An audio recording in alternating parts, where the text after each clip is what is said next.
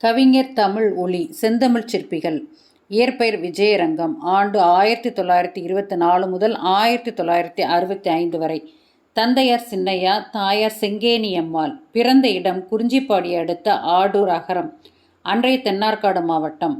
கல்வி தொடக்க கல்வியை புதுவை முத்தியாலுப்பேட்டை நடுநிலைப் பள்ளியிலும், உயர்கல்வியை கல்வே கலாசாலையிலும், தமிழ் கல்வியை கரந்தை செந்தமிழ் கல்லூரியிலும் பயின்றுள்ளார்.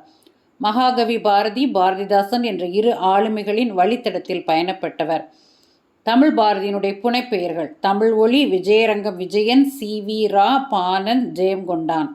படைப்புகள்: கவிஞனின் காதல், நிலைபெற்ற சிலை, மே தினமே வருக, விதியோ வீணையோ, கண்ணப்பன் கிளிகள், கோசலகுமாரி, மாதவி காவியம், சிலப்பதிகாரம் காவியமா நாடகமா, திருக்குறளும் கடவுளும், தமிழர் சமுதாயம், பட்டமரம் என்னும் பாடலை எழுதியுள்ளார்.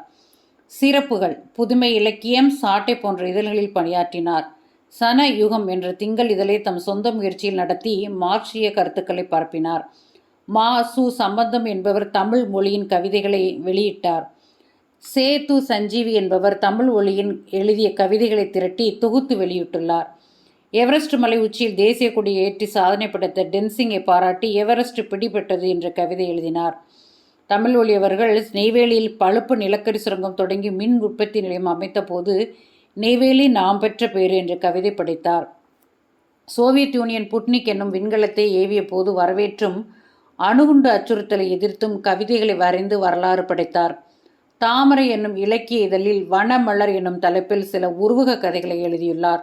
சக்தி நாடக சபாவிற்காக சிற்பியின் காதல் என்னும் நாடகம் எழுதினார். அக்கதை வணங்காமுடி என்னும் பெயரில் திரைப்படமாக உருவாகியது. உலகம் என்னும் திரைப்படத்தில் ஒரு பாடலும், அலாவுதீன் அற்புத விளக்கம் என்னும் ஒரு படத்தில் பாடலும் எழுதியுள்ளார். பாடு பாப்பா குழந்தைகளுக்காக எழுதிய பாடல்களின் தொகுப்பு நூல். இவை அறிவு பாட்டுகள், அழகு பாட்டுகள், ஆனந்த பாட்டுகள் என்று 3 பிரிவுகளாக அமைந்துள்ளது.